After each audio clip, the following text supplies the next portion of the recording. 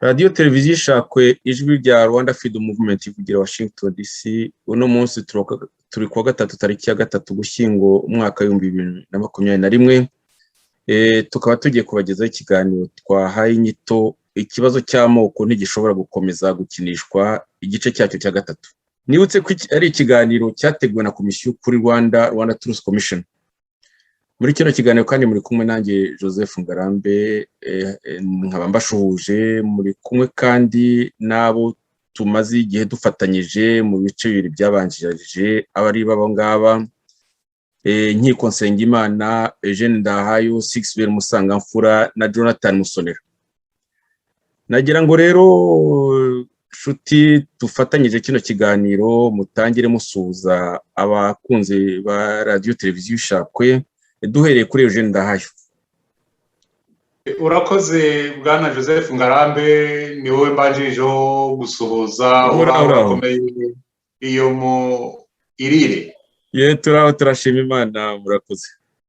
Mbonera n'akanya ko gusuhuza bagenzi banjye duhuriye muri iki kiganiro kandi ku nshuro ya gatatu, tuvuga ku kibazo gikomeye cyane kiremereye igihugu cyacu, ariko ikibazo cy'amoko.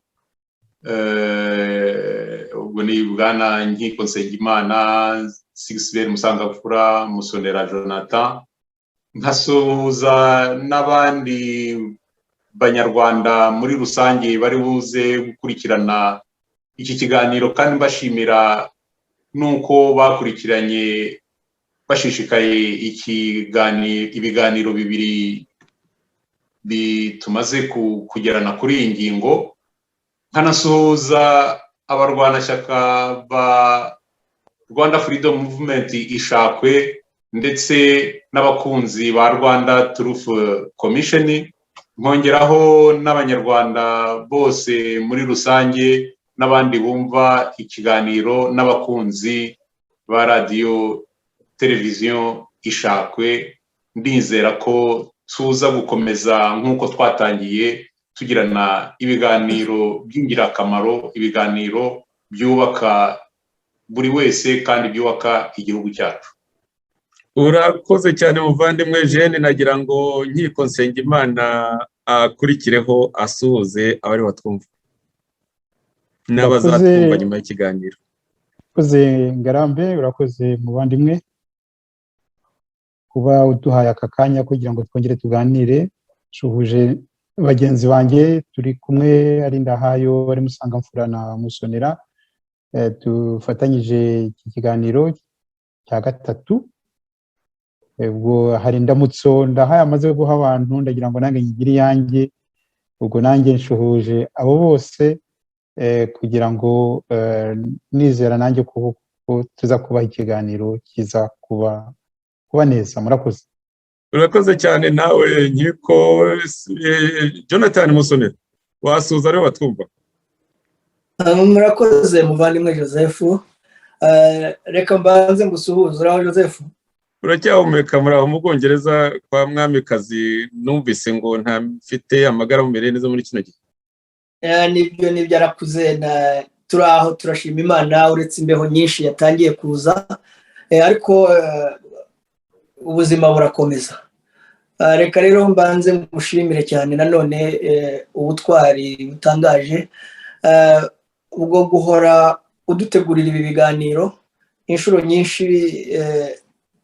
Ugira umwanya rwose ukabyicara hafi ukabitunganya, tukabasha kugeza ku badukurikira ibitekerezo byacu nuko tubona ibintu byahinduka mu gihugu cyacu, cyane cyane kuri iki kibazo kijyanye n'amoko cyabase abanyarwanda, kugeza aho haba za jenoside zatsembye abanyarwanda mu rwego rurenze uko umwana w'umuntu yatekereza.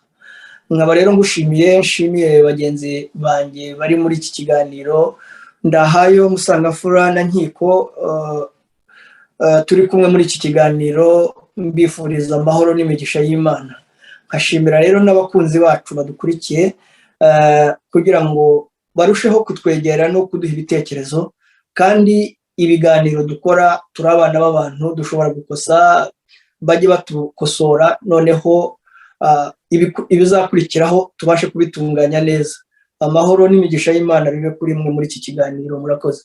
Urakoze cyane muvandimwe Jonathan. Sixbert Musangamfura wasuhuza inshuti z'Radishakwe ziriho zitwumva cyangwa zizatwumva kuri YouTube mu gihe cyiza.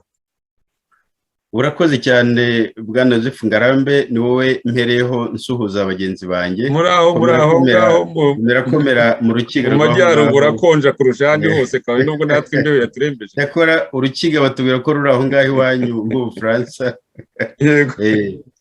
Mboneyeho rero gusuhuza bagenzi banjye duhuriye muri iki kiganiro, mpereye ku bayobozi bakuru ba Rwanda Truth Commission, uyu muryango wacu ukuri Rwanda cyangwa se Komisiyo ya Verite Rwanda.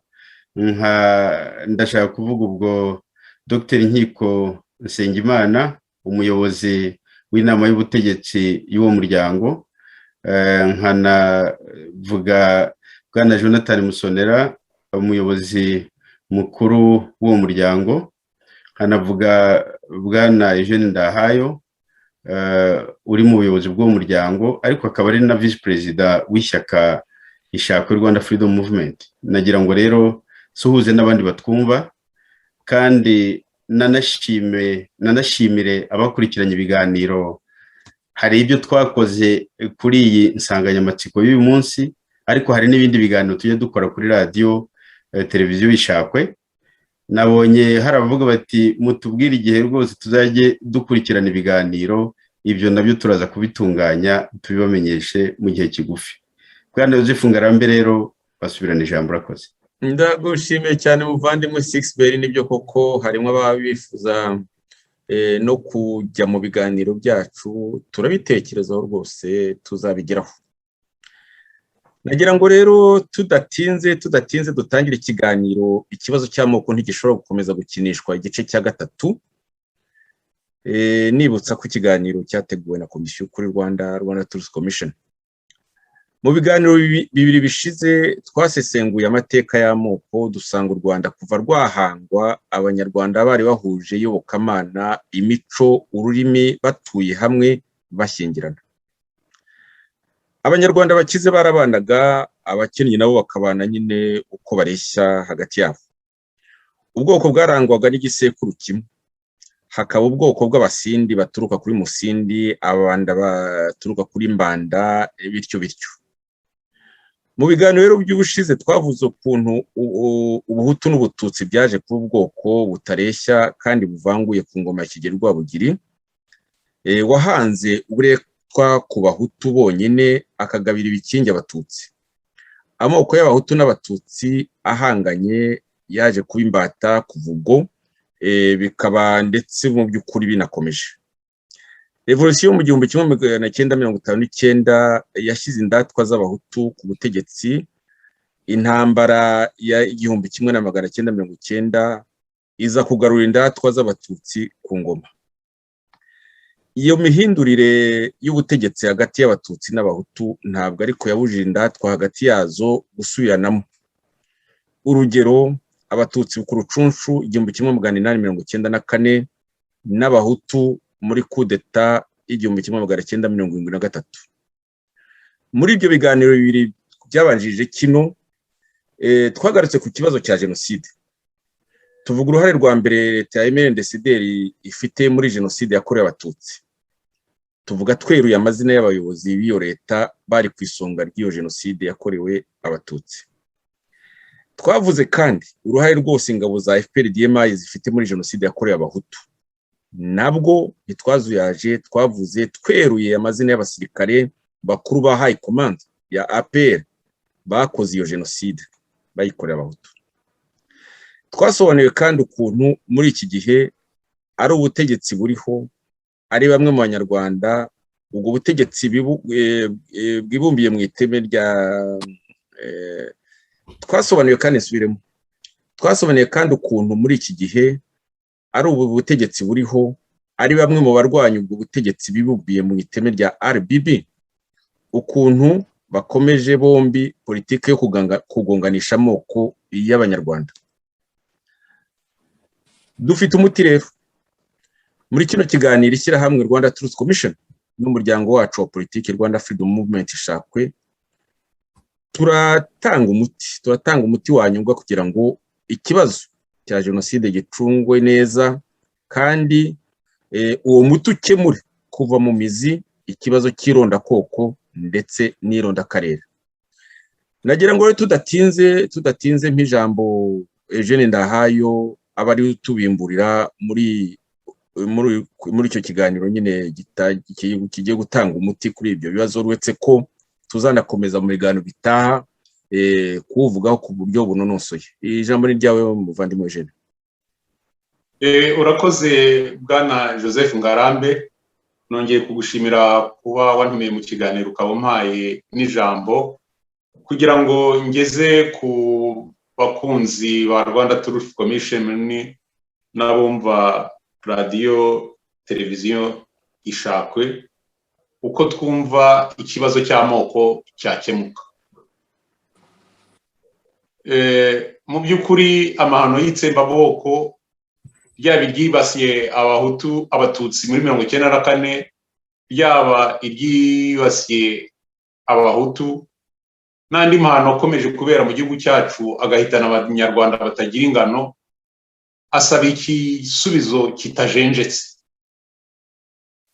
Ikibabaje kandi gitangaje nuko n'uyu munsi abanyarwanda dukomeje kubaho nkaho nta cyabaye. Nkuko dukunze kubivuga, amateka yacu yerekana bihagije ko isimburana ku butegetsi rishingiye ku moko ntacyo rikemura. Twarabivuze mu kiganiro gishize, nta Rwanda rw'abahutu gusa ruzabaho, nta n'u Rwanda rw'abatutsi gusa ruzabaho. Iby'abatwa byo murumva ko ari urundi rwego. Nkuko kandi twabisobanuye mu biganiro bya mbere, amoko ubwayo ntabwo ari cyo kibazo. Ikibazo ni indatwa z'abahezanguni zo muri buri bwoko zikoresha ivanguramoko kugira ngo zigere ku butegetsi cyangwa se zibugumane ku nyungu zazo. U Rwanda ruzagira amahoro ari uko abatutsi bagendera ku ivanguramoko, ari n'abahutu bagendera ku ivanguramoko, bose batsinzwe. Kuba hari abanyarwanda ndetse n'abanyamashyaka, abanyepolitiki nicyo nshaka kuvuga, bafite imyumvire ishaje y'irondakoko, ubwabyo si igitangaza, bifite imizi mu mateka y'igihugu cyacu. Ikibazo kivuka iyo bene iyo myumvire ariyo y'ubuyobozi bw'igihugu.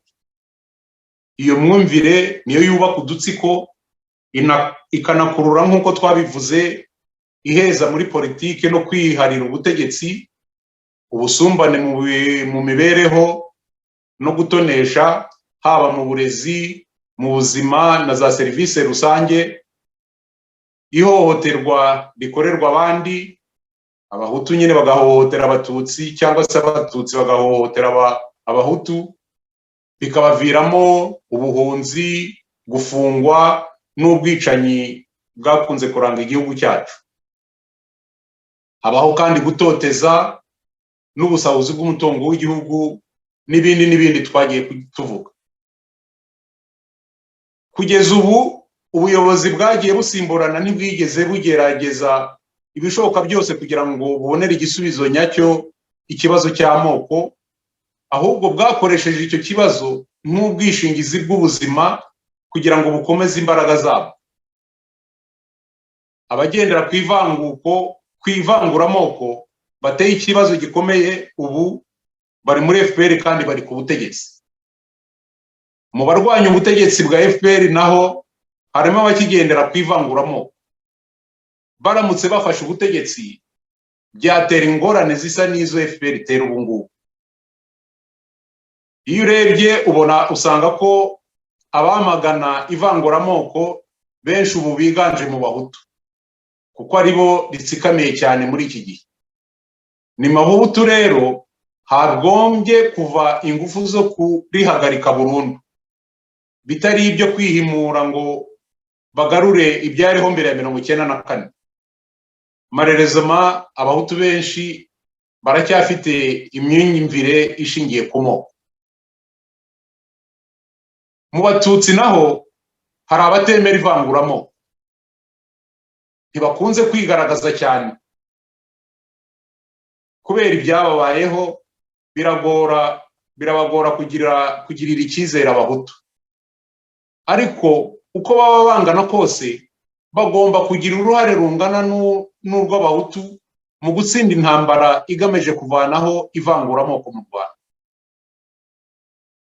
Abagendera ku ivangura bagomba gutsindwa nk'uko nabivuze, abarirwanya bagomba gutsinda. Nta bundi buryo bwo gukemura ikibazo cy'ihangana cy'amoko n'ivangura. Ntibizoroha, ariko igihe cyose leta izaba iri mu maboko y'agatsiko kayobora ubu kitwaje amoko aho kuba leta y'Abanyarwanda. Mu nzitizi zikomeye zibangamiye impinduka nuko no muri opozisiyo nk'uko nari nabivuze harimo benshi bagifite intekerezo n'imikorere y'ibihe byahise, gushaka guhamya leta ishingiye ku bwoko. Mu by'ukuri iyo urebye si impinduka bashakira Abanyarwanda, ni have mpage, ni za gatebe gatoki zihoza Abanyarwanda mu myiryane. Abahezanguni b'abahutu b'iki gihe bagizwe ahanini n'abavanywe amata mu kanwa n'insinzi ya FPR, bavunaga umuheha bakiyongeza undi, n'abakibwira ko demokarasi na repubulika bivuga ubutegetsi bw'abahutu, kabone n'iyo abahutu baba bakandamiza abandi bahutu. Abahezanguni b'abatutsi bo muri opozisiyo bo nubwo barwanya Kagame na FPR bari mu murongo umwe na FPR. Umuhutu kuri bo ni umwanzi. Igishishikaje rero abahezanguni b'abatutsi ni ukuvanaho Kagame bakamusimbura, ariko bagakomeza mu murongo umwe na FPR wo gukanda abahutu. Kugira ngo opozisiyo izashobore kugira icyo ihindura, igomba kubanza gufutura imyumvire igenderaho mu by'ukuri. Kugerekeranya abantu batandukanye mu myumvire kuko bikunze gukorwa mu mpuzamashyaka cyangwa mu mashyaka ubwayo, sibwo buryo na garanti byo gukemura ikibazo cy'amoko. Ibi ni byo twaganireho ubushize mu byashenye RBB. Gukemura icyo kibazo birasaba kwirinda ibintu bibiri kuri opozisiyo. Kwibwira ko ngo opozisiyo yakoresha amayeri nka ya FPR yo gushaka abatutsi do service, mbese nk'uko FPR ifite abahutu do service. Kugira abatutsi bo kumurika nk'uburyo bwo kubesha ko opozisiyo yarenze ikibazo cy'amoko ntacyo bifasha gukemura ikibazo. Icya kabiri, gutwikira umurongo w'imyumvire ishaje hakoreshejwe ihindagura ry'amazina, ariko ingengabitekerezo ikiri yayindi, nabyo ntacyo bikemura. Murabizi byahereye kuri za UFDR, Gihango, CPODR, FDI, CPC, P5, RBB n'ibindi ntibuka. Mwese murabizi ko gutera ikiraka mu mwenda bitawugira mushya. Mbere rero yo kwirukira kwishyira hamwe no guhanga inzira yo kwibohora, ntawe uheje undi imyumvire ku bibazo by'igihugu cyacu, ku bibazo n'inzira yo kubikemura n'ishusho y'u Rwanda rubereye Abanyarwanda bose. Ni ngombwa gushushanya, ni ngombwa gushungura hagashyira hamwe Abanyarwanda bahuje indoto y'u Rwanda rw'ejo hazaza, baturuka mu bwoko bwose no mu turere twose, kuko hari n'ikibazo cy'uturere, ubwo nacyo tuzagira igihe tukivugaho. Muri 59 abahutu bivugwa ko bibohoye. Muri 94 abatutsi nabo baribohora. Kuva bakwibohora kandi usibye no guheza abatutsi, abahutu ntibahwemye guhemukira abandi bahutu. Na n'ubu rukigeretse nubwo bose bari mu bucakara. N'abatutsi bavuga ko bihoye muri 1994. Ninde muri iyi myaka 27 FPR imaze ku butegetsi wahemukiye abatutsi kurusha abandi batutsi? Nyuma rero ya jenoside yakorewe abatutsi b'imbere mu gihugu muri 1994, nyuma ya jenoside yakorewe abahutu b'impunzi mu Rwanda no mu mashyamba yo muri Kongo, nyuma y'ibyaha byibasiye inyokomuntu n'ibyaha by'intambara kuva muri 1990 kugeza ubu, nyuma y'ubwicanyi n'ibibazo bya politiki binyuranye byaranze ingoma uko zagiye zisimburana kugeza ubu, hakenewe guhagarika burundu za gatebe gatoki zo kwibohora kw'amoko cyangwa uturere tukagana ukwibohora kw'abanyarwanda. Ibi birasaba abanyarwanda kwemera gusasa inzobe bagasesengura ibibazo na n'ubu bikidutanya, tukavugana ibyatubayeho, uruhare twabigizemo, umuti tubona, abawuvuguta bakawuvuguta, abawunywa bakawunywa, aho guharira urubuga abashyigikiye ivangura, irondakoko, irondakarere, abamena cyangwa abamenya amaraso y'abanyarwanda, n'abashyigikiye abayamena cyangwa se abayamenye, baba abari ku butegetsi ejo cyangwa abawuriho ubu ngubu, bahora bakora uko bashoboye ngo twese tugume mu kigare kimwe cy'ubwoko n'urwango hagati y'amoko. Ibi atari ku nyungu z'abanyarwanda, ahubwo ari ukugira ngo tubakingire ikibaba kubera amahano cyangwa bakoze cyangwa se bashyigikiye, bakaba banakomeje kuyashyigikira kugira ngo ukuri kutajya ahagaragara, bakagira ibyo baryozwa.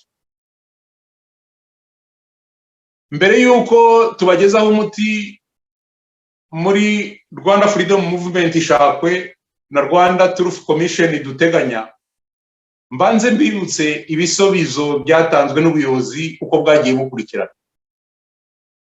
Igisubizo cya mbere cyabaye demokarasi n'uburinganire, justice sociale. Iki cyari igisubizo cya Parmehutu. Gusa demokarasi yakagombye gukemura iki kibazo yatumye abatutsi bava mu ruhando rwa politiki, bityo abatutsi ntibagira uruhare mu buzima bw'igihugu. Demokarasi kuri bo isobanura gutsikamirwa na nyamwinshi. Iyo mvugo ya demokarasi ntibahumuriza, ntibazanayemera. Byongeye kandi abahutu nabo birinda imvugo nk'iyi iyo ivuye mu kanwa k'abatutsi. Batekereza ko ari gahunda yihishe inyuma, cyane ko iyo abatutsi ari bo bari ku butegetsi bavuga ko nta moko abaho.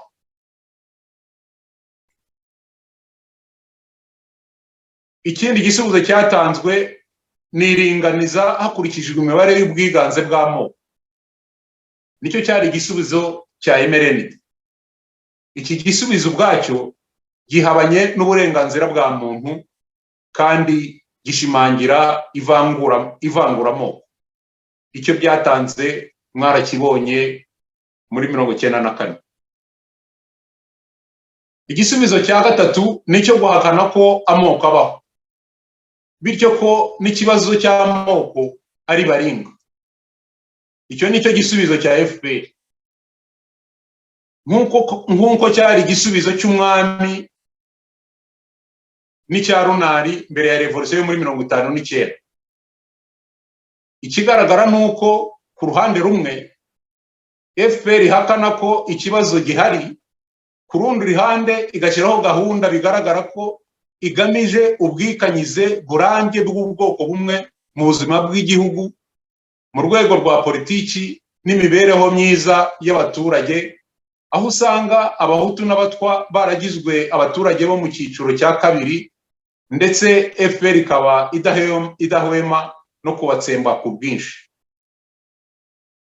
Ntabwo rero igisubizo ari iringaniza, nta nubwo ikibazo cy'amoko kizakemurwa no guhakana ayo moko, kimwe n'uko bidahagije kuvuga demokarasi.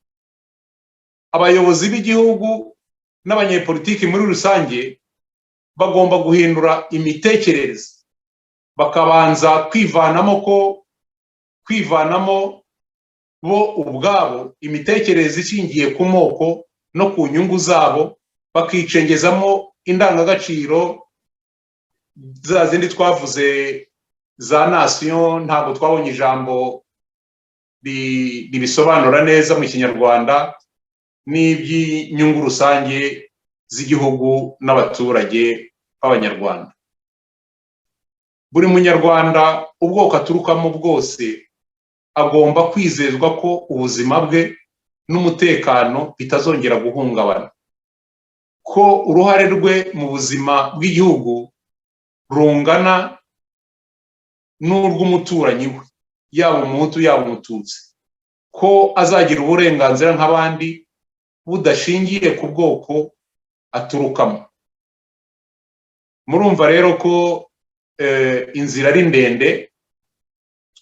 Mbere y'uko nza kongera kugira akandi kanya ko kwanzura, nagira ngo nsubize ijambo Bwana Joseph Ngarambe kugira ngo nkiko waduteguriye uko Rwanda Truth Commission na nishakwe Rwanda Freedom Movement duteganya gutanga ibisubizo ku kibazo cy'amoko, cyane cyane dushingiye, kubera ko byose burya biba bishingiye ku myumvire.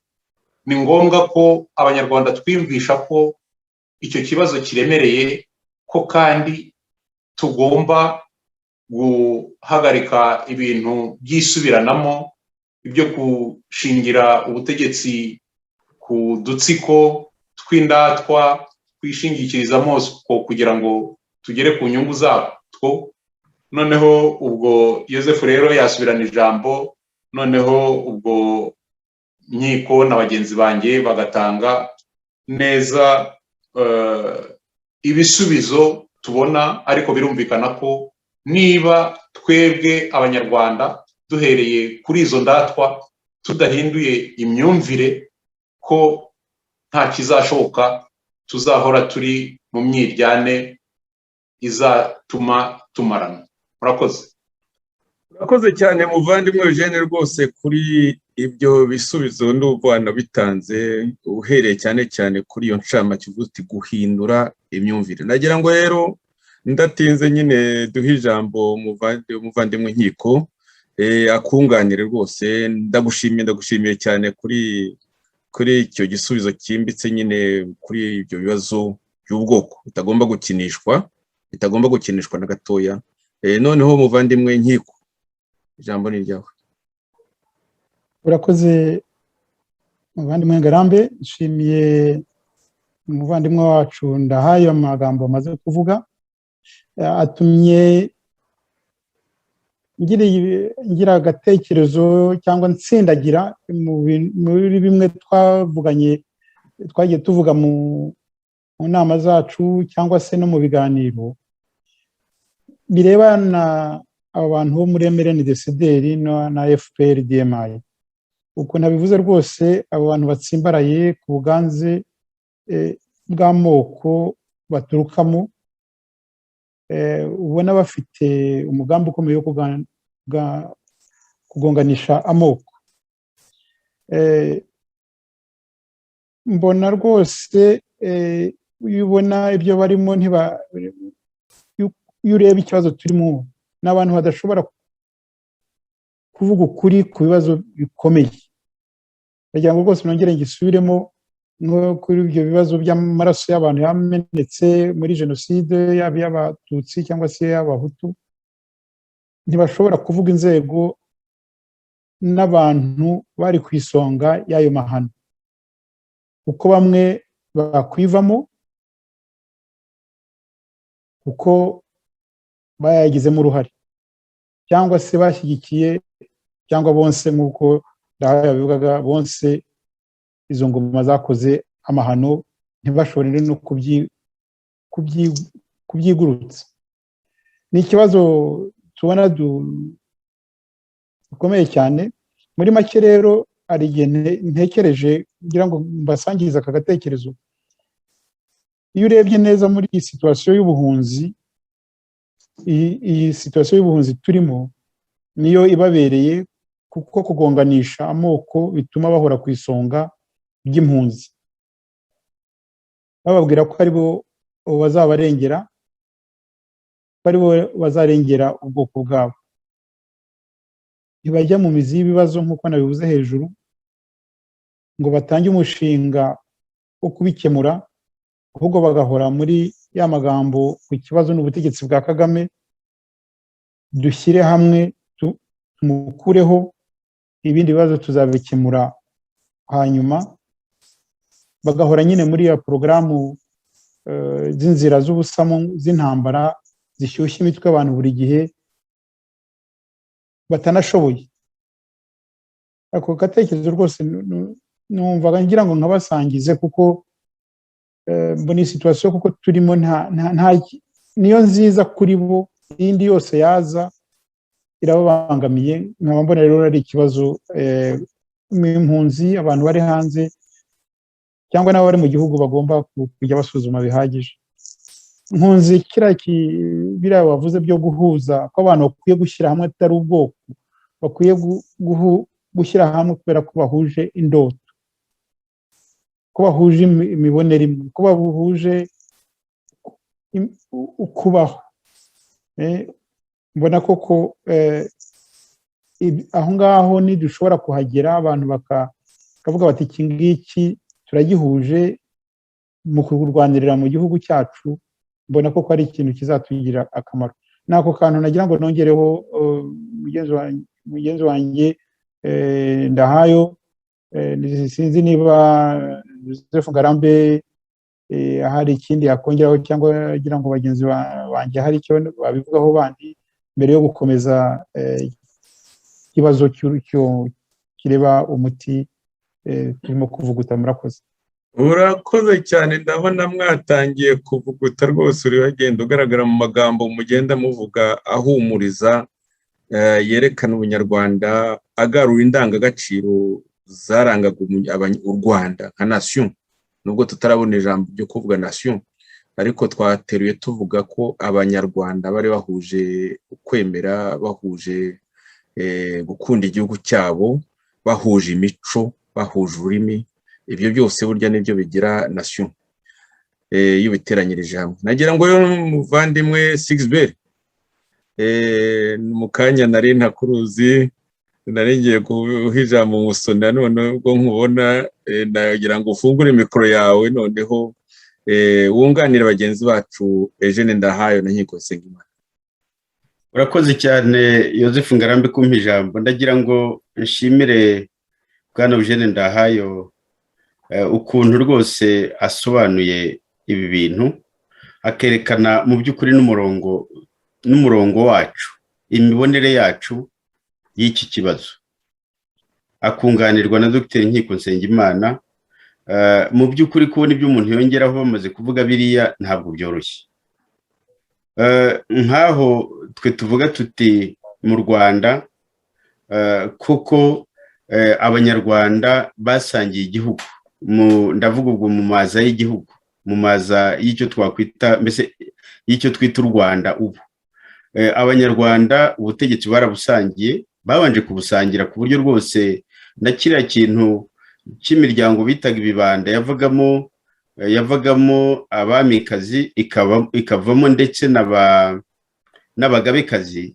Ubwo mboneyeho gusubiza n'ikibazo abantu bibajije, batubajije bavuga batari ko se, bati ibyo muvuga mbere ya Kigeli Rwabugiri abahutu bigeze bagira uruhare ku butegetsi bwari mu Rwanda, ko muterura ngo muvuge neza ko ubutegetsi bwari bwihariwe n'abatutsi gusa.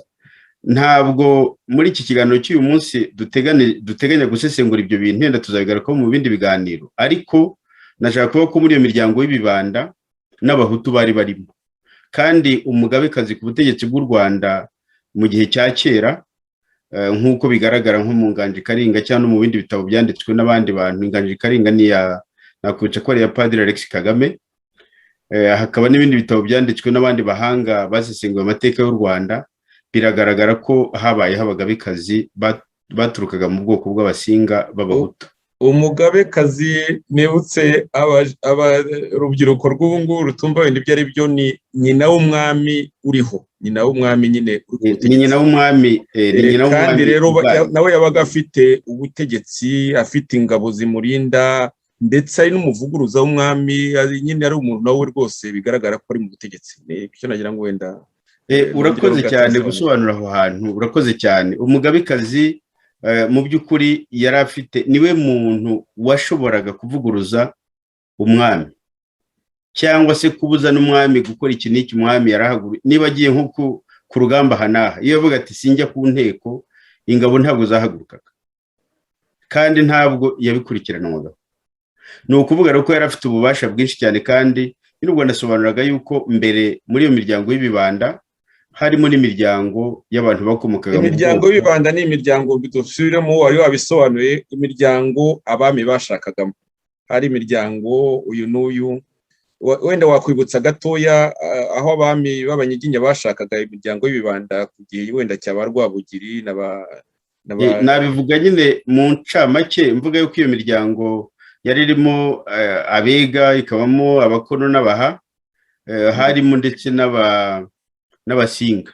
Yego yego. Noneho rero muri iyo miryango cyane cyane, ariko aho navuga ntanabitinzeho cyane, ni uko nk'umwami wabaye ikirangirire cyane mu Rwanda uwo bita Ruganzu Ndoli, umugabekazi yari afite ni Nyirarumaga, banitaga Nyiraruganzu, ari nawe mu by'ukuri wanashyizeho iriya nteko y'abasizi. Niwe wakoze igisigo cya mbere kizwi cyo mu Rwanda, ku buryo rero abo bantu uruhare bari bafite mu butegetsi byatumaga iyo miryango yose, abanyarwanda baturuka mu miryango inyuranye, bagira uburyo barushaho kugira uruhare mu butegetsi bwari mu gihugu, bakanabwibonamo, bityo kandi ugasanga byarakomeje bikanamara n'imyaka, navuga ko ari amagana dukurikije nyine mu mateka nk'uko yanditswe n'abanditsi basesenguye kiriya gihe.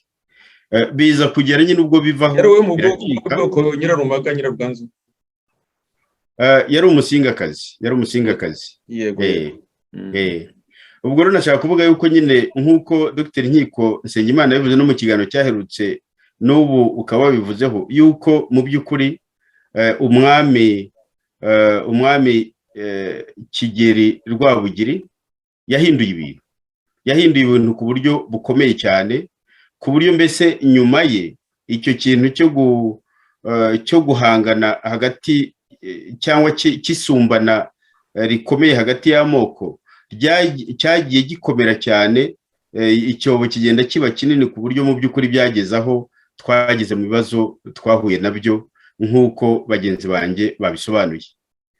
Ikindi rero navuga ni uko iki kibazo hari abavuga batari kuki iki kibazo cy'amoko mukivugaho mukagitindaho, kandi hari ibindi bintu bikomeye abantu bari kwiye gutekereza, cyangwa se n'abantu bakaba bashaka ahubwo icyahuza benshi mu batavuga rumwe n'ubutegetsi kugira ngo bagende bafate ingoma. Ugasanga mu by'ukuri abantu barirengagiza ikintu kiremereye cyane nk'uko twabivuze. Ntabwo ikintu cyahitanye abanyarwanda za miliyoni kuvuga ngo ugiye gutera intambwe ukirengagije, uretse kukivugaho ngo ugisesengure. Ni ukuvuga ko uba ugiye mbese kurimira ku rwiri, bityo cyangwa se kubakira ku musenyi, bityo ibyo wakubaka hagira akantu ako ari ko kose kaza bigahirima, cyangwa se n'ibyo warimiye ku rwiri ibyo wabibamo ntibizagire umusaruro bitanga. Ni ngombwa rero ko iki kintu kiganirwaho. Ndanashima ko nabonye ko bagenzi bacu bo ku maradiyo atandukanye, amaradiyo televiziyo atandukanye no mu mashyaka atandukanye, iki kibazo bariho barakivugaho muri iyi minsi. Ni byiza cyane ko kivugwaho kubera ko kirakomeye koko. Twavuze ukuntu muri ya rutindo rwiswe RBB ngo Rwanda Bridge Builders.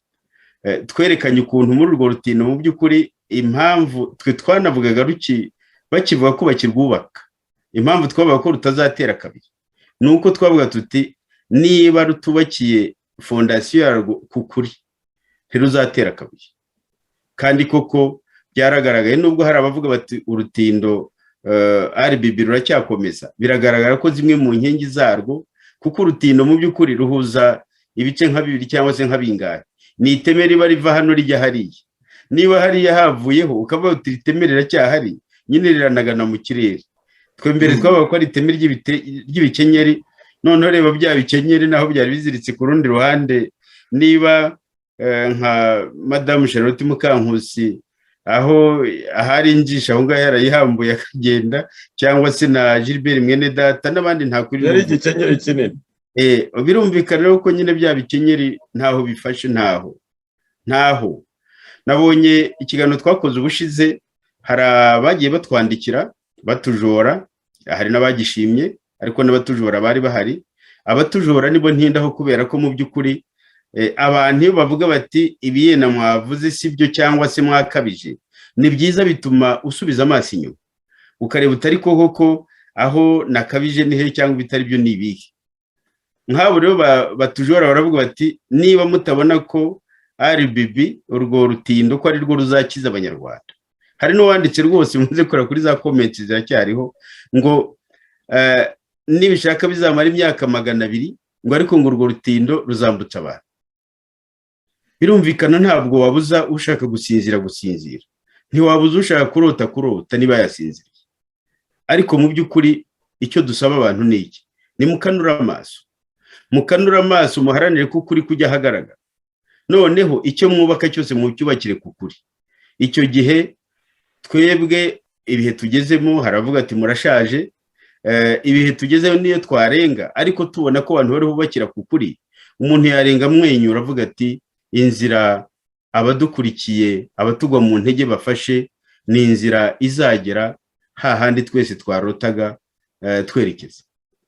Nkaba numva rero ntatinda na rino jambo, narekana mugenzi wanjye bwana Jonathan Musonera nawe akagira uburyo atwunganira kuri ibitekerezo. Urakoze bwana Joseph Ngarambe. Reka rwose mbanze ngushimire, hari ibyo wibukije bikomeye. Wanibukije yuko iki kibazo cy'amoko kitagomba gukinishwa, nubwo bagikinisha ariko byibuze kiraganirirwa kuri maradiyo yose.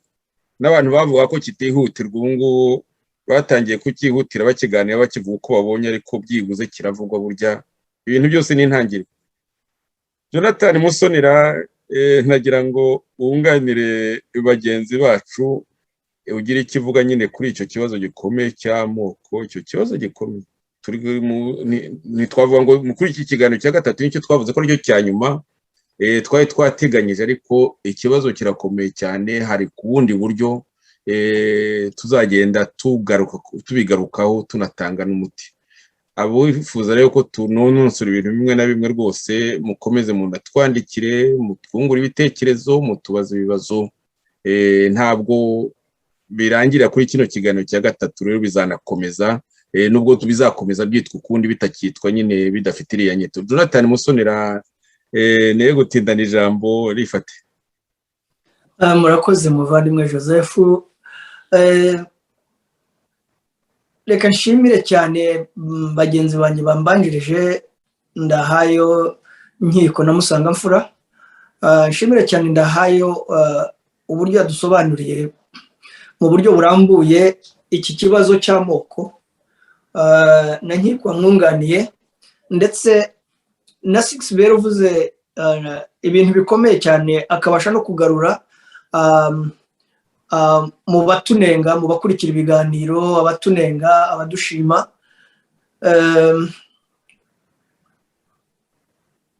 Nta bintu byinshi mfite byo kuvugaho, ariko hari dukeya nshobora kongeraho, cyane cyane kuri iki kibazo cy'amateka.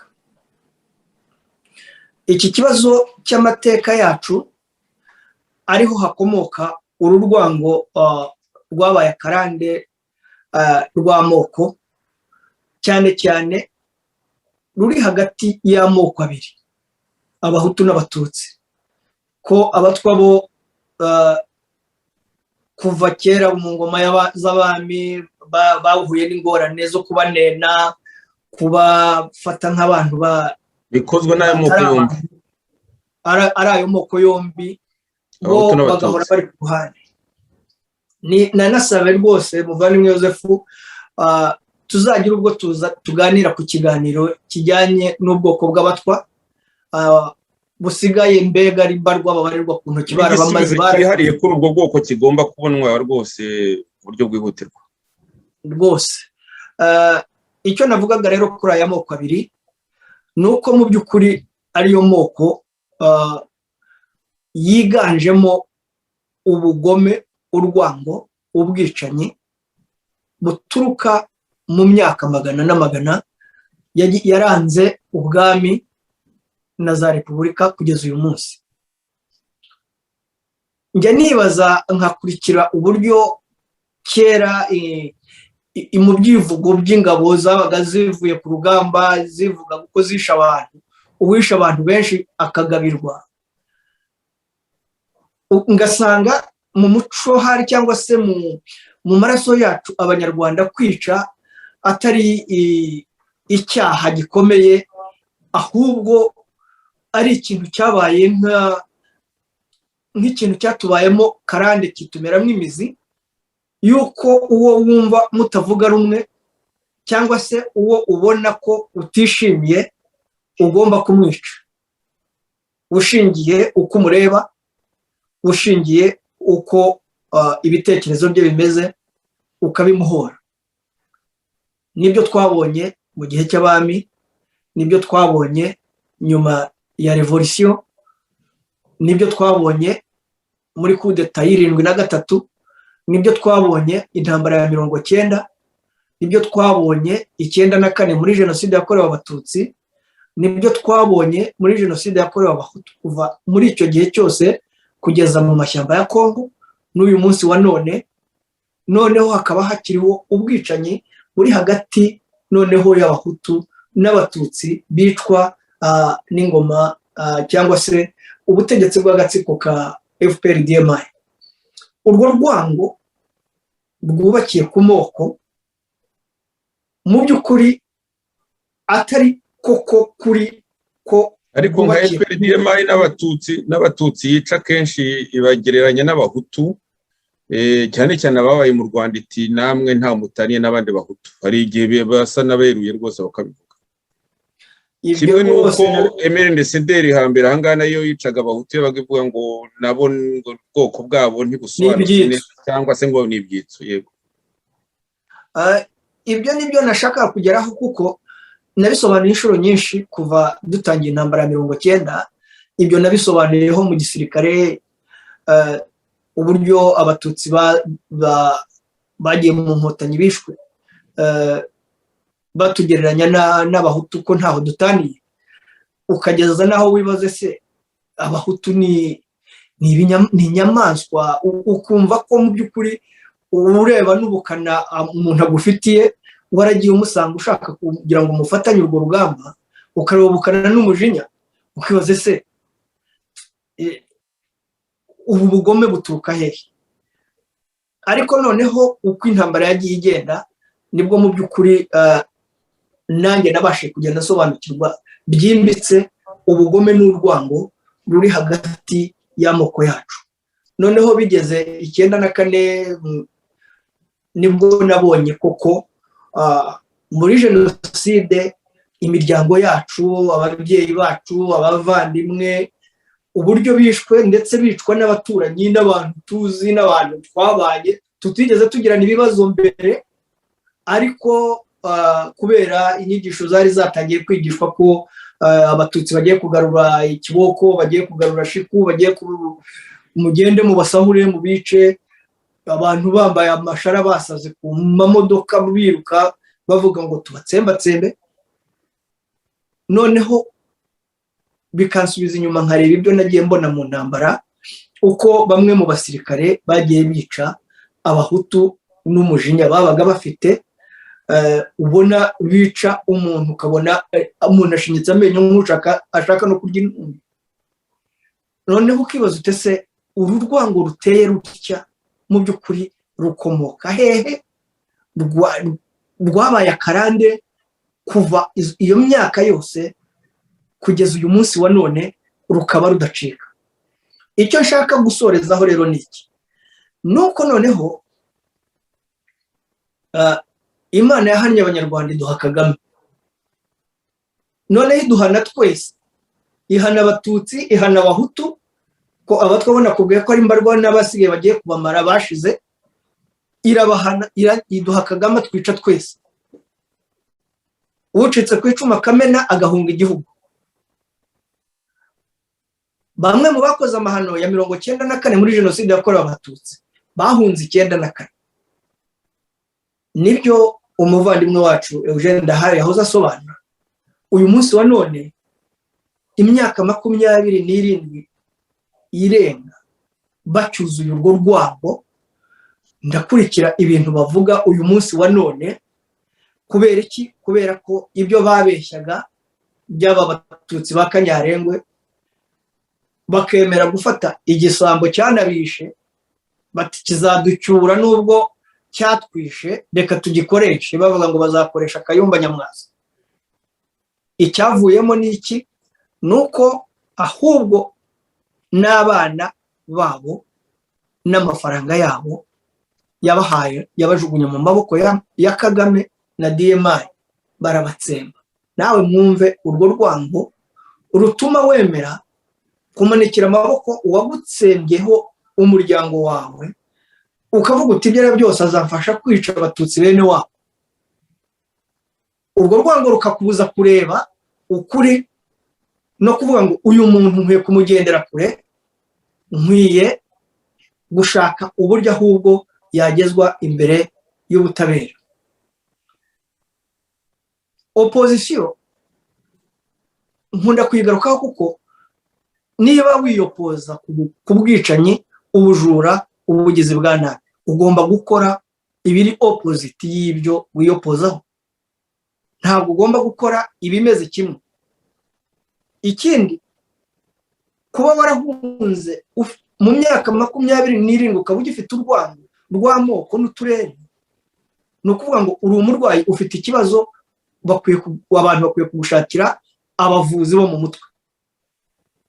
Kuko ntabwo ubuhutu n'ubututsi bubanza imbere ku bumuntu n'ubunyarwanda. Icyo kintu igihe utari wacyumva, tukumva ko tugomba guhishira ibyo byose, tugahora tuvuga ngo mureke ngo kuvuga ibyo bintu byose by'amoko n'amateka, ngo turabizi, ngo mureke dukureho Kagame, ngo ubundi ngo nitugereyo tuzaganira ngo tubikemo.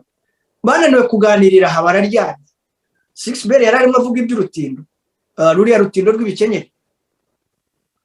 Urutindo rw'ibikenyeri bananiwe kurwumvikaniramo, barushwaniramo, none ngo baravuga ngo ruracyubatse, ngo n'imyaka 100 ruzabagezaho igice kimwe cyaragurohamye. Ruhagaze kuki? Ntabwo ushobora kubaka wubakiye. Urashaka kuvuga ko urutindo atari umuti, ahubwo ko ari igitinza indwara, ikaba ndetse yakomera mu Banyarwanda kurushaho, Jonathan? Rwose ikindi ahubwo nuko rwasesuruye abari bihishe inyuma yo kubeshya, noneho urwango bararucira ubu ngubu rwose ku mugaragaro, kuko nabatinyaga kwemera jenoside yakorewe abahutu. Niyo mpamvu wabonye basinya ziriya nyandiko. Wibuke ko mu bihe byashize bavugaga ngo bategereje ngo ibitangaza bizava Fatima, ngo bategereje Loni, dushinga Rwanda Truth Commission, baradutoteje muri FD cyane, baradutoteza. Ariko uyu munsi wa none baba noneho igitangaza cy'ifatima cyaramanutse, baba Loni noneho yaremeje iyo jenoside. Bananirwa gute kwemera ibintu byababayeho babireba iyo utsemba abantu Jonathan reka uraza kubigarukaho buriya mu gusoza nagira ngo nyine umuti bariho barawunywa kuko muri 2016 twavuze ibya jenoside yakorewe abahutu ndetse nk'uko twabyibukije tuvuga n'abayikoze abari bo abagenzi n'uyo tuvuge abatutsi tuvuga bayikoze ntabwo ari biya byo gufitira bazana ibintu bitari byo ngo byo kuvuga ngo jenoside yakorewe abatutsi yakozwe n'abandi batutsi nabyo ibyo byose turabirwanya nibemere ibibazo bivugwe ntibashaka kubivuga ubu batangiye kubivuga ko twabwiye ko ntawe bazabihungira agomba kubivuga ariko niba bivuge bareka kubeshya kuko nibakomeza kuri mangatanya tuzajya tugira gutya tubavuguruze tubaho umutima wumwe Joseph umpe akanota kamwe naringeze ku kibazo cya nyuma cy'abavuga ngo niduceceke ngo turashaje reka twemere ko dushaje ariko ngo utaganiriye na se ntamenye icyo sekuru yasize kandi ndagira ngo mbibutse umugani w'abidi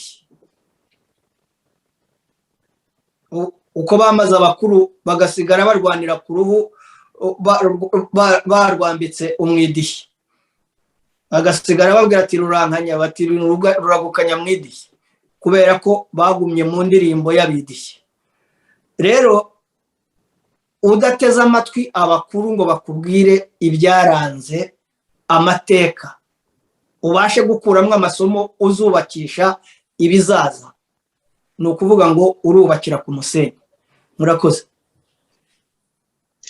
cyane muvandimwe Jonathan nagira ngo Eugene rwose asubirane ijambo aho yarageze twari tugeze nyine ahantu tangira kuvuga ko umuti abatanga umuti utari wo ari abo kwamaganwa kandi batinze indwara imunze abanyarwanda n'u Rwanda ariko n'ay'ubusa ibyo ari byo byose nk'uko twabivuze turakomeza kubishimangira nabo ntaho bazawuhungira umuti bazawunywa ijambo ni ryawe muvandimwe Eugene urakoze bwana Joseph Ngarambe ntabwo ari ukugira ngo ntabwo nanze ijambo umpaye ahubwo nagira ngo nkiko abanza tubwire icyo muri Rwanda Truth Commission bwe muri urwo rwego nagira ngo abanza bivuge noneho nanjye mbone kumwunganira nibyo rwose nibyo ijambo yarateye mikoro yarafunga yego nkiko yarateye n'urutoki yaruteye sinarubone nkiko we ariko mikoro ye iracyafunze fungura mikoro yawe mikoro yarafunze yego irafunguye none murakoze komeze dusangire ijambo yego ibintu bimaze kuvugwa nyine kugira ngo tutangire ikibazo cyo gukemura koko ikibazo cy'amoko ndumva byanatangiye nyine twanabivuze hari ibintu byinshi byavuzwe ariko mu rwego rwa Rwanda Truth Commission cyangwa navuga n'impagarike y'ishakwe dufatanyije iyo mpagarike turayifatanyije gukemura ikibazo cy'amoko navuga cy'irondakoko ahubwo umuntu ashobora kuvuga n'irondakarere unarebye ni ikibazo kigari cyane tukimazeho igihe ariko ni uko ari ikibazo kuko gikomeye nk'uko mwabuze cyatwaye miliyoni z'abantu kugeza na n'ubu ngubu indatwa zagiye zigikoresha kugira ngo zigarurire ubutegetsi n'umutungo rusange ntabwo rero gushaka igisubizo cy'amoko cy'irondakoko ari ikintu cyoroshye gusa umuntu avuga ati birareba uburenganzira muntu kuko muzi ko hari ikibazo cy'uburenganzira muntu bwo kugira ngo umuntu atanenwa kubera ubwoko bwe cyangwa iki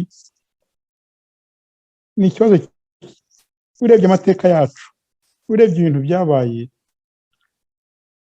ni ikibazo gikomeye cyaka yuko tuva mu mizi tugashaka guhanga koko u Rwanda rushya. Ni ikibazo rero cya porogaramu politiki rusange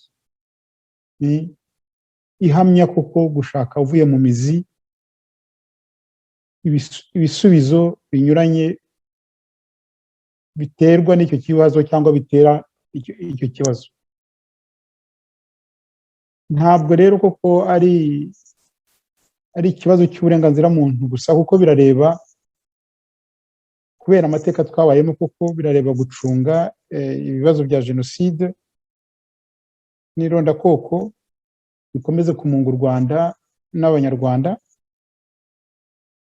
Birashaka kureba imiterere y'ubutegetsi n'inzego z'ubutegetsi zaranzwe n'ubutegetsi bw'igitugu bufite ubukana burenze, n'ibyo twakomeje kujya twita ubugome karemano, ukugundira n'ibindi bituma abaturage batibona muri ubwo butegetsi cyangwa mu nzego zabo. Ukabona ikintu cyitwa ivuza umwami nicyo kintu gihawe intebe, niko biri, rivuza umwami n'ibyo kigakwira hose. Iyo urebye kuko n'amateka nk'uko twayavuze, tumaze imyaka 100 muri kudeta yo ku Rucunshu yo 1896, kudeta yabaye kuri Musinga mu 1931 bamuvana ku butegetsi agasimburwa na Rudahigwa akajya ishyanga. Kudeta ya 59 y'Imwima, kudeta y'Igitarama 61, kudeta ya 73 y'igisirikare cya Habyarimana, na kudeta rero ya FPR 94. Ibyo byose ari ibintu byagiye byerekana nyine ko ubwo butegetsi bwakunze kugendera ku kibazo cy'amoko, cy'irondakoko cyangwa cy'irondakarere, nicyo cyaduhaye ubutegetsi bumeze uko. Biraka rero ko dushaka ibisubizo kuri iyo mitegekere y'ubutegetsi, ndashaka ko dushaka ibisubizo ku nzego z'ubutegetsi abaturage batibonamo. Birashaka ko turwanya akamenyero n'ikintu cyose gitera umuco wo kumvira buhumyi, yaba mu rugo, yaba mu kazi, yaba mu kubana n'abandi, yaba muri politiki, kuko kumvira buhumyi kiri mu bintu byatumye ngo bavuze gutya abantu bakajya ntunatekereze, nta mutima nama, nta kindi. Birashaka kurwanya umuco wo guhakwa. Umuco wo guhakwa muzi ko dukunda kubivuga, tukavuga ngo ni iby'abatutsi n'iby'abaki byose, ariko ntaho sibyo. Ni umuco w'abanyarwanda wagira ngo uratubera na n'ubu. N'abantu batazi n'ingoma ya gitutsi ubona ari bo bakubita inkoro kurusha abantu. Iki kintu rero, uwo muco wo guhakwa, wo kuba imbunzabunwa, yo gukubita inkoro hasi nyine, no icyo kintu birashaka umuti wacu ugomba kujya aho ngaho, cyangwa se yo kurengera abandi, uzi kubona abandi ukarebera kandi ubona undi uburenganzira bwe burimo guhonyorwa. Icyo kintu kibaho, ntibindeba, ugakomeza kandi bireba uburenganzira bw'undi. Urareba kurwanya ubujiji, abaturage bakamenya uburenganzira bwabo n'amategeko, aho ingufu za leta zihagarara n'aho uburenganzira bw'umuntu butangiriye, abaturage bakamenya yuko leta ibabereyeho. Birashaka kuzamura ubukungu, birashaka gukemura ikibazo cy'ubukene, kurwanya ubukene. Baca umugani mu Kinyarwanda ngo indi ishonje, murabizi ko uko bayivuga, iziba amatwi. Urumva no muri jenoside yakorewe abatutsi muri 1994, ikibazo cy'ubukene, ikibazo cy'ubutindi kiri mu mpamvu zimwe zishobora gusobanura ukuntu abantu bamwe utakekagaho yuko babanaga n'abandi kuko bari babonye ubutegetsi buguye babwiza bati ni mwica ntacyo bibatwara. Ikibazo cy'ubukene abona ati ni mwica ndatwara inka ye, ni mwica ndatwara agasambu ke n'ibindi n'ibindi. Birashaka rero ko ibyo bibazo bikemuka. Birashaka kandi kugira bw'inyagamburire hanze y'ibihugu dukikije, kubwumvikane nabo ndetse n'ibihugu bidukikije atari bya hafi gusa bya Kongo, bya Tanzania, Burundi cyangwa se Uganda, hirya mbese ibihugu by'uburasirazuba bwose, shyiramo Tanzania, shyiramo Kenya, za Sudani, mbese ngarukiye nk'aho ngaho. Murumva rero biraka rero yuko kuri twebwe tureba ibisubizo kuri icyo kibazo cy'amoko tukireba nka politiki yose. Niyo mpamvu umuntu atavuga ati turareba ikibazo gusa ni cya jenoside, igisubizo ni iki, kandi ikibazo cya jenoside gikurura byinshi mu mitegekere, mu mibanire y'abantu, mu kubaho n'ibindi. Ni ikintu rero twumvishe yuko twebwe tubona ko ari ngombwa yuko mu gushaka ibisubizo ari ukugira ngo duhange u Rwanda rushya, ni ukugira ngo duhange u Rwanda rushya, nyine ibyo bibazo byaboneye inzira yo gukemurwamo. Muri ibyo rero dufite, yenda uyu munsi ntabwo tubigeraho ngo tubiganire cyane, ariko yenda nagira ngo wenda mvuge nk'ingingo nkuru dushaka kuzaganiraho mu minsi iri imbere, tuvuge ibisubizo tubona kuri izo ingingo 10 twaboneye ibisubizo 150 bigize porogaramu yacu nyine yishakwe na Rwanda Freedom Movement, kandi bijyana cyane nyine impagarike y'ibihumbi 2021 yo kuri 30 Gicurasi y'uyu mwaka nyine twasohoye. Izo ngingo ni 10 nizo tuziga ubutaha kugira ngo kuri buri ngingo tubabwire ibisubizo birimo. Nk'uko maze kubabwira ni ibisubizo 150 tubona byaba ari politiki ibumbye yo kuyobora u Rwanda muri rusange. Ingingo ya mbere rero navuga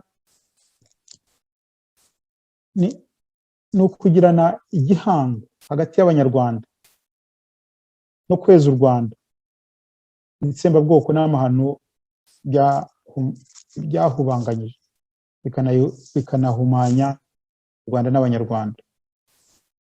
Aho tuzabwira ibisubizo tubona, ingingo tubona, ibibazo tubona kuri iyo ngingo ikomeye y'umushinga wacu wa politiki.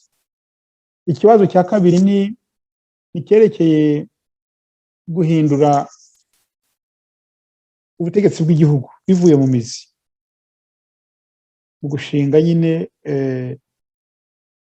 umuco wa demokarasi nyawo ukomeye, tugashyiraho ubutegetsi bwa demokarasi bubereye Abanyarwanda bose, ubutegetsi bwumvikanye, demokarasi de concordance. Kuko tubona yuko ibi bintu bavuga ngo hari umuntu watsinze n'undi watsinzwe, iyo uwatsinze afata byose, uwatsinzwe ntagire na hamwe asigara, nibyo biri mu bintu bitari mu muco wacu. Ntagire na hamwe asigara, akaba yakwamburwa n'ubuzima rwose, akaba yakwamburwa n'ubuzima. Aho rero rwose tubona ko ikintu cyitwa demokarasi ya concordance cyangwa bita consensus, nabwo tuzavugamo ibisubizo dutangamo. Ingingo ya gatatu ni ukurema ingabo, inzego z'umutekano n'iza gipolisi abaturage bose bibonamo. Mwabonye yuko igisubizo nyine dutangamo ni ukugira ngo nk'uko byagiye bigenda muri jenoside yakorewe Abatutsi, ariko na jenoside yakorewe Abahutu niko byagenze, abafite imbunda, abafite uburyo bukaze nibo bagiye ku isonga yo kuvuga bati bicuyu bicuyu bicuyu. Abaturage rero bakabona nta mutekano izo nzego zibaha. Aho naho rero tuzatangamo ibisubizo ko tubona izo nzego z'umutekano n'iza gipolisi n'iz'ingabo zaremwe. Ingingo ya 4 niyo kurengera umutungo rusange n'uburenganzira bw'umuntu ku mutungo we bwite. Kurengera umutungo rusange kuko abantu benshi ikibazo cy'indatwa twahoze tuvuga cyitwaza ubwoko nuko akenshi bagira ngo bikubire umutungo rusange ubu wabo na bene wabo n'imiryango yabo. Mbese umutungo w'igihugu, umutungo rusange ukaba uwabo, akaba ariyo mpamvu nyine baheza bakica bagakora amarorerwa yose kugira ngo bagire uwo mutungo rusange. Icyo kintu nacyo ni ikibazo gikomeye mu nshingano dufite nyine muri gahunda yacu. Icya 5, ingingo ya 5 niyo gutsinda inzara no guhashya ubukene. Nabivuze hejuru gatoya kuko kubera ko wa mugani umuntu ufite inzara, umuntu ushonje ntiyumva, ntabwo wamubwira rero ngo naharanire iki n'ikindi igihe afite inzara. Tuzahashya ubukene dute nyine kugira ngo umuntu abone ikimutunga, abeho neza, yumve noneho ashobora no guharanira n'ibindi, kuko wicwa n'inzara ntabwo gutekereza kumva. N'ubonetse wese amugaraguriza agati. Urumva? Ikindi ingingo ya 6 niyo kuvugurura amugaraguza agati. Urakoze, agaraguzwa agati. Urakoze. Amugaraguza agati. Ingingo ya 6 niyo kuvugurura politiki y'uburezi kugira ngo urubyiruko rwizere ejo hazaza. Politiki y'uburezi yacu iracyari ya gikoroni, na abana batarenze 10% babaye benshi na 20 nibo bashobora kwiga bakabona imyuga cyangwa bakiga andi mashuri ya rusange. Abandi 80 ukabona baratereranye birarangiye. Ni ngombwa ko twiga ukuntu abana bose bashobora kwiga, buri wese akagira ubumenyi buhagije kugira ngo ashobore kwirwanaho, ashobore kubaho, amenye uburenganzira bwe kandi ashobore kubona ikimutunga. Aho naho tuzatanga ibisubizo muri ibyo. Icya 7 ni ukwimika ubureshye hagati y'abagore n'abagabo, kubera ko abagore nibo barera. Niba rero abagabo bahohotera baryamiye uburenganzira bw'abagore, abagore ntibazarira abana neza nyine wa mugani, kuko nabo babogamiwe baryamiwe, ntabwo bazashobora kurera abana mu bwisanzure, mu guharanira uburenganzira. Bazabarera nyine wa mugani mu kwiyoroshya, mu kwiyerurutsa, mu kutashaka kuvuga ukuri kwawe n'ibindi n'ibindi. Aho rero niho haturuka ko umuntu yumva yuko undi nta burenganzira afite, ukamuhora iki, ni umututsi, ni umuhutu n'ikindi, ukamuvana mu nzira. Ikindi ni ikibazo cyo gushyigikira ubukungu bw'igihugu burambye kandi bunyuranye. Igihe cyose leta izaba ariyo mukoresha mukuru, igihe cyose ubukungu burambirije kuri leta, ntiburambirize nyine wa mugani kubikorera, tuzahorana ibibazo by'ubutegetsi kw'igitugu buzana ibyo bibazo, buvutse ibyo bibazo, kubera yuko nibo bafite ubumenyi, nibo bafite imbaraga, nibo bafite ubushobozi bwose. Ingingo ya 9 tuzasuzuma nyine ikintu cyerekeye guharanira ubuzima bwiza no guhamagarira abaturage kuzamura imibereho yabo byiza, imibereho yabo. Umuturage ufite imibereho myiza afatanya n'abandi gutekereza kugira ngo bizamure mu majyambere. Urumva rero yuko ni igitekerezo, ni ikibazo gikomeye cyane. Kuba umuntu udafite ubuzima, udafite gute, nta hantu ashobora kugera tubatse politiki nyine wa mugani y'imibereho myiza y'abaturage, y'ubuzima, y'ubuvuzi n'iki. Ntabwo abaturage bashobora kuva nyine kurwanya irondakoko, irondakarere n'ubutegetsi bubugarije bw'ikiboko. Icya 10, ingingo ya 10 niyo kurema igihugu kimwe u Rwanda ruhuriyeho n'ibihugu bya Afurika y'Iburasirazuba, no guhanga politiki n'amahanga irengera ubusugire n'inyungu n'ubumwe bwa Afurika. Uti kuki? Ni ngombwa ko Abanyarwanda, nibyo bizaha ukwinyagambura kw'Abanyarwanda, igihugu cyacu ko kingana, twabona uko twinyagambura, ariko kandi tukarehuza n'abandi duhuje ibibazo, tugasanga yuko n'ibibazo by'irondakoko twabyiga, tugasanga tuvuge nk'ikibazo cy'ubucakara, ukabona ni ikibazo cyakwiriye Afurika yose, na Afurika y'Uburasirazuba tuvuge. Twerekanye ibyo bibazo twahuye nabyo twese, dushobora gukemura ibibazo natwe dufite by'abahutu n'abatutsi, tugasanga nta n'ikibazo tunafite, ahubwo wa mugani kuko tukabona ko kuba umunyarwanda ari wo muco wa mbere kurusha iyindi. Muri make rero numvaga yenda twahagarara aho ngaho, kereka niba tugifite igihe, ikibazo ubutaha tukazatangira ku kibazo cyo kweza u Rwanda, noneho n'ibisubizo twaba dutanga kuri icyo kibazo n'ibindi.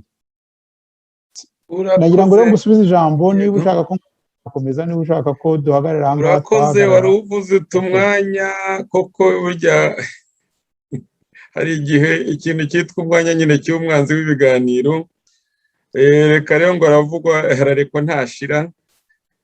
Nagira ngo rwose mufata umwanya mutoya cyane kugira ngo nyine twihute nyine dusoze.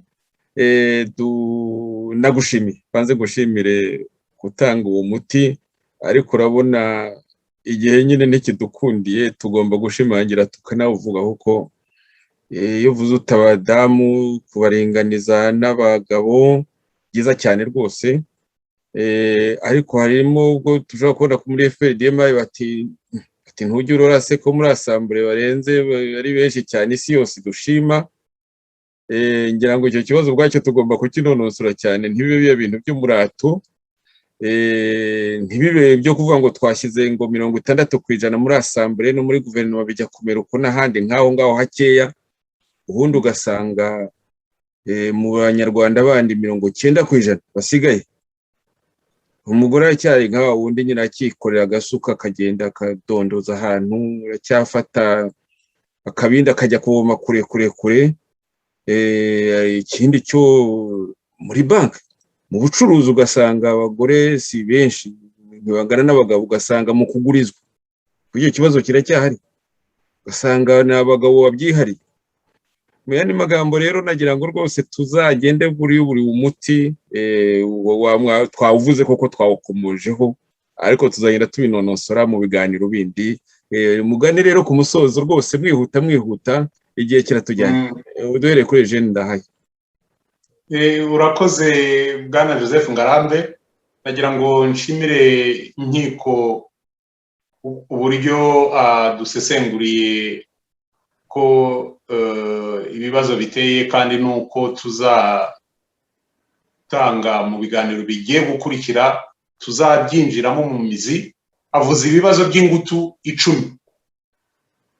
Ubwo rero mu biganiro bitaha ni ngombwa ko tuzagira nyine tuzinjira koko muri Abafaransa nk'uko baba dans le vif du sujet, tuzinjira muri buri kibazo noneho tukagisesengura tugatanga n'umuti twebwe muri Rwanda Truth Commission no muri mwishakwe Rwanda Freedom Movement duteganya kuri buri ngingo nk'icyo ngicyo warubuze icyo ubusumbane bw'abagore n'abagabo cyangwa se ikibazo cy'ubukungu, ariko tutibagiwe ikibazo nyamukuru twahereyeho icy'ubwoko, irondakoko rituma n'ubuyoborere bw'igihugu buzamba. Aho ngaho rero nyine tuzafata igihe tuhasobanure, ubwo nyine turararika abantu. Ariko mu gusoza ngiye nagira ngo nongere numvishe abantu ko ubwo imyumvire mishya dushyigikiye muri Rwanda Truth Commission no mwishakwe ni igomba kuba ishingiro ry'impinduramatwara abanyarwanda bategereje. Ingamba zakoreshwa zose ntizageza abanyarwanda ku mahoro, ku kwishyira ukizana kuri demokarasi na etat de droit, hatabanje kuba impinduramatwara mu bitekerezo, haba ku giti cy'umuntu, haba no ku buryo rusange. Iyi mpinduramatwara dushaka irasaba buri wese guhinduka burundu, akitoza kubana n'abandi adashingiye ku makimbirane aturuka ku moko n'uturere nk'uko byakunze kuvuga. Iyi mpinduramatwara isaba gusezerera burundu ubuhezanguni, kuko bitabaye ibyo uwakwegukana intsinzi wese yakongera kubaka u Rwanda rw'inyamaswa nk'iz'ishyamba, tukaba ntaho tuvuye ntaho tugiye.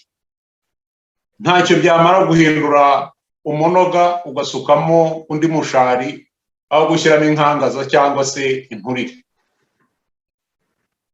Impinduramatwara ntacyo yageraho idashingiye ku buhindukire bwa buri muntu ku giti cye. Umunoga buriya abantu bakiri bato batwumva barumva ari iki?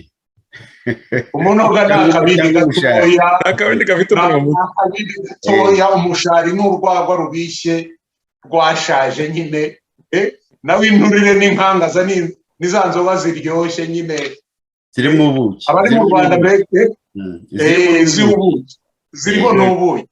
Impinduramatwara rero twe dushaka muri Rwanda Truth Commission na Rwanda Freedom Movement itabaye nk'uko nguko ntacyo yageraho idashingiye ku buhinduke bwa buri muntu ku giti cye.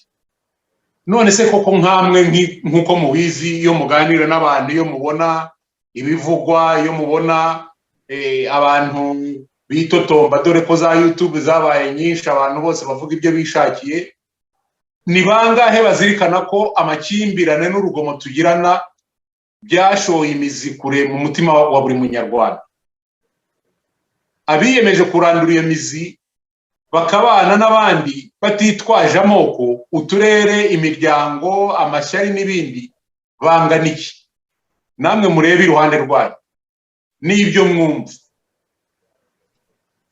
Impinduramatwara si ugushingura inkingi ukongera kuzishinga mu byobo bimwe ucuritse imitwe yazo gusa. Impinduramatwara ni ukurenga urusobe rw'ubukandamize ukimika ubusabane mu bashyamirane. Buri muntu wese akwiye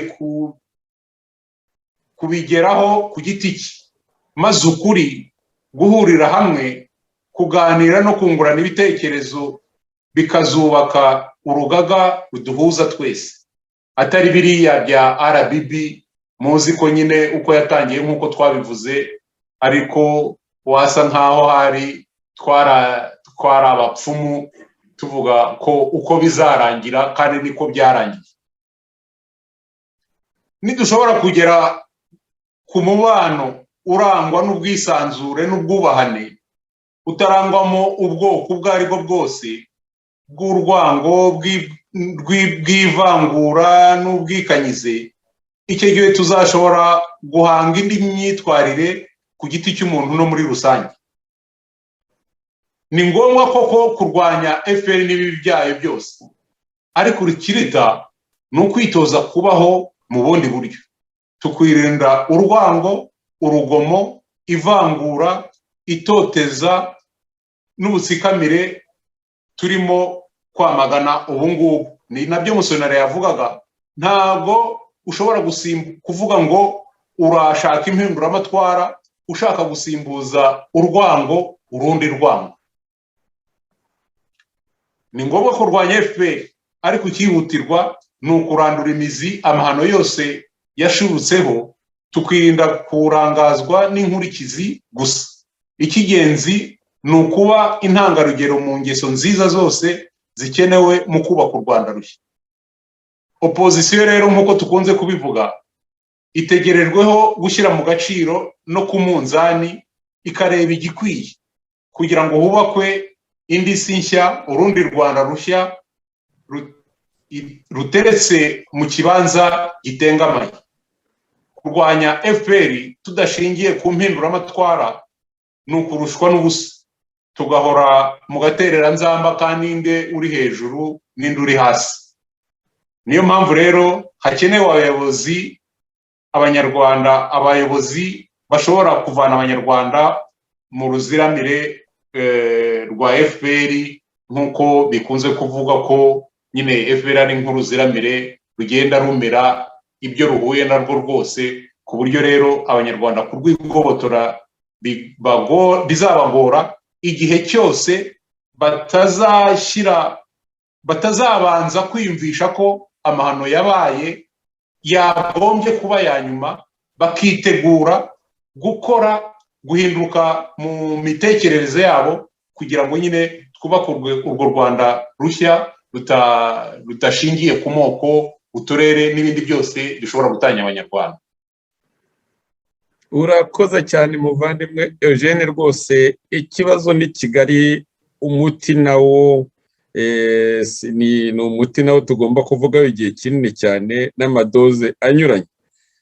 Jonathan Musonera, rero rwose mu magambo makeya cyane wasoza ubwira abanyarwanda iki, dore ko ari nawe unayoboye Rwanda Tourism Commission, urwego rwayo nyine rwa executive.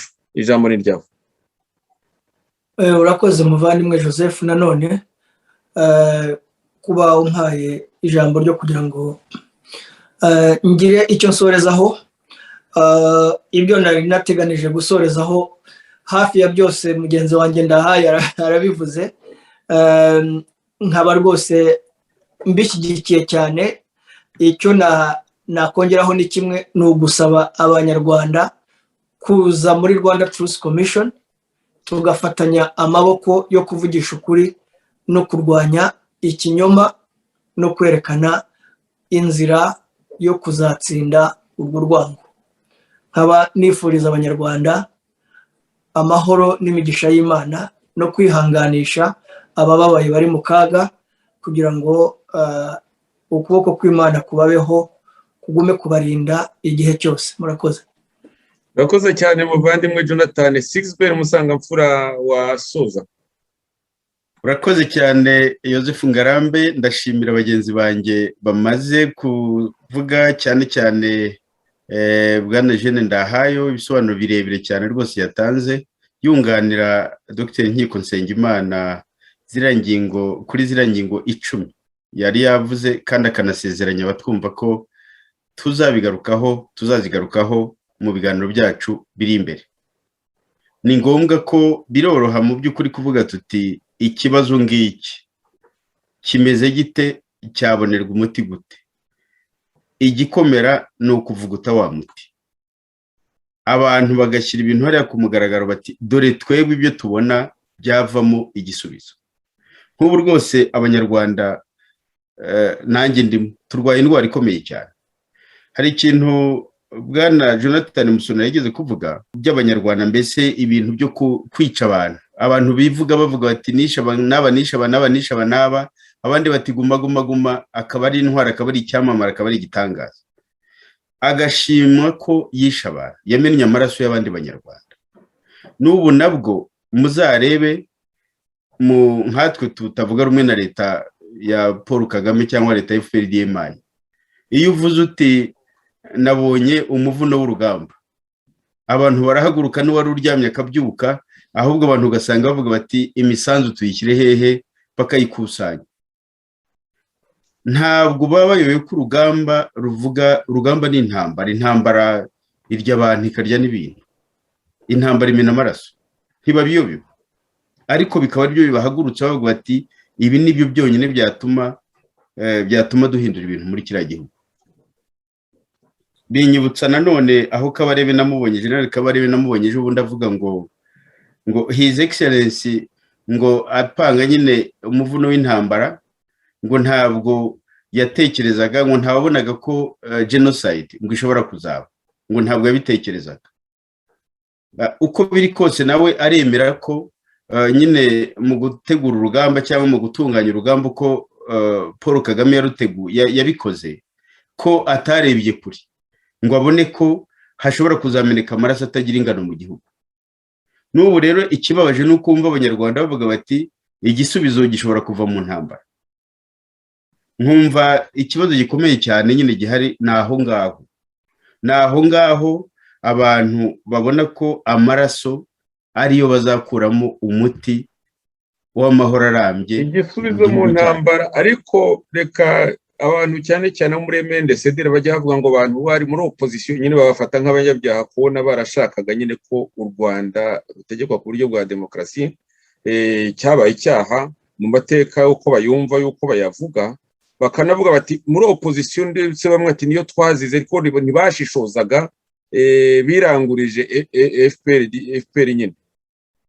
None se abo ngabo ko mbona bavuga ngo mujye muri za FRN ziriya twumva ziri mu mashyamba tutanazi, wavuga ahubwo ko abo bantu nabo nta gaciro bahawe bikaba induru, bo bariho barashishoza, bariho baradusaba kudashishoza tukagenda duhumirije, kandi ntituzabikora. Nyine ibyo birumvikana yuko abantu aho bashakira ibisubizo mu by'ukuri hari igihe utekereza ukavuga uti ariko nk'abantu, ndareba nk'abantu bari mu kigero cyacu muri iyi myaka tugezemo, nabo ukabona ko umuti bawubona mu maraso, bakumva ko mu maraso nka bya bitambo by'amaraso ko aribyo bizatuma abantu mu by'ukuri bagira amahoro arambye. Abahutu n'abatutsi bakabana mu gihugu bagasangira byose by'igihugu bamaze kumena amaraso y'abana b'u Rwanda. Niyo mpamvu rero njye mbona iyi gahunda turimo yo gusobanura mu by'ukuri tugana kuri kiriya kintu cy'impinduramatwara nk'uko Bwana Eugene Ndahayo yabisobanuye. Impinduramatwara ni ikintu gikomeye cyane kirekire, ni imitekerereze mishya binyuranye no kwirukira umuntu kuvuga ngo narashe muri Nyungwe ngo mujye inyuma ngo mushyigikire. Ibyo bintu tuzanabigarukaho, harimo n'abantu bamaze iminsi babyitsaho babivuga cyane bagira ngo byavuzwe na Rudasingwa nk'aho yaciye nk'amabere. Tuzabigarukaho cyane, tubasubize tubabwire yuko tubisubiyemo, ko tudashaka kwiruka inyuma y'ibintu byose bivuga ngo bigiye kurasana bidafite iyo bijya, bidafite n'ikintu gifatika bagenderaho mu bwenge muri iyo mpinduramatwara twifuza. Kuko tubona yuko benshi ari ukuvuga ngo ibi ari uko bibaye bikozwe wenda n'ubwoko ubu n'ubu, ariko byakorwa n'ubwoko wowe wifuza bikaba byiza cyane, ndetse bikaba bitagomba kugaba no kuvuga. Ndagira ngo rwose dusoze, ariko tuzabigaruka cyane. Urakoze cyane, buriya n'urwara wandyaga kugira ngo ngane ku musozo nyine nsoze nsezera.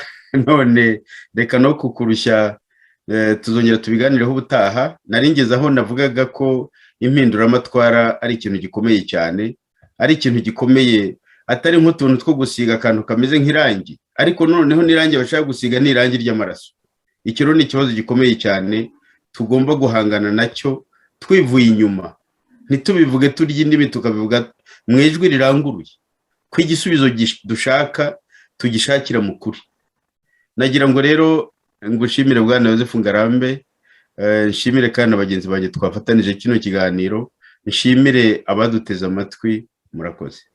Nanjye ndagushimira Joseph wamakana gato cyane, ariko ntucure Nsengimana, ndagira ngo nawe aze gufata nkiko Nsengimana, ndagira ngo aze gufata umunota nawe gusoza vuba Jonathan. Jonathan, ijambo ryanjye ndari guhaye Jonathan. Yego. Ni akantu gato cyane ngira ngo ngaruke kuri kiriya yaravuze cya Kabarebe, aho yavugaga ko Kagame ngo ategura intambara atarazi ko hazabaho jenoside. Arabeshya, yarabizi cyane, yarabizi. Ahubwo nagusabaga Yozefu, icyo kiganiro kijyanye n'ibyo bintu by'intambara n'ibintu n'ubu ngubu byabo bo mu mashyamba hirya no hino, uburyo bw'intambara, ndagira ngo rwose icyo kiganiro uzakidutegurire tuzasobanure byinshi, kuko Kabarebe arabeshya na Kagame arabeshya, kuko iyo baba batazi ko jenoside yari kuba ntabwo bagomba guhanura indege. Icyo ni icya mbere. Ikindi, ubwicanyi bwakorwaga mu gihe cy'intambara byari jenoside. None se bambwira ngo ntabwo arazi ko ari jenoside kandi ari mu ntambara ayikora? Nicyo nagira ngo nongereho Joseph. Urakoze cyane rwose, tuzanyomoza Kabarebe uriya n'abandi basa nawe. Nkiko harya ngo nta jambo ushaka tusoze? Oya, ndarifite, nta kibazo da. Harifata da. Nuko nagira ngo avuge yisanzuye, none avuze na makeya. Ubwo rero njyewe nta kindi nagira ngo mvuge, ndagira ngo subire mu ijambo Rudasingwa akunze kuvuga.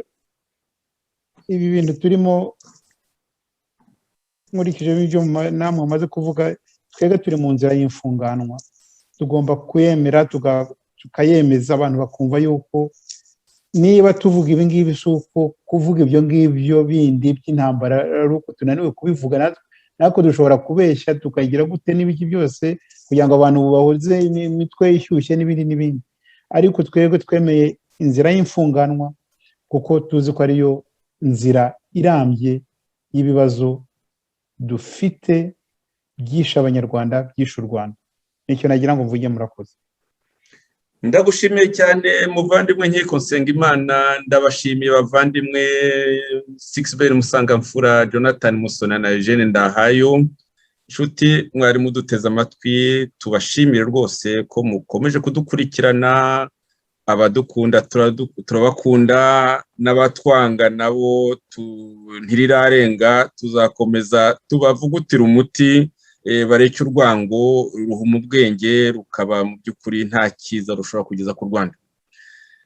Mwari kumwe nanjye rero Joseph Ngarambe, Jonathan Musonera, Sixbert Musangamfura, Nkiko Nsengimana na Eugene Ndahayo.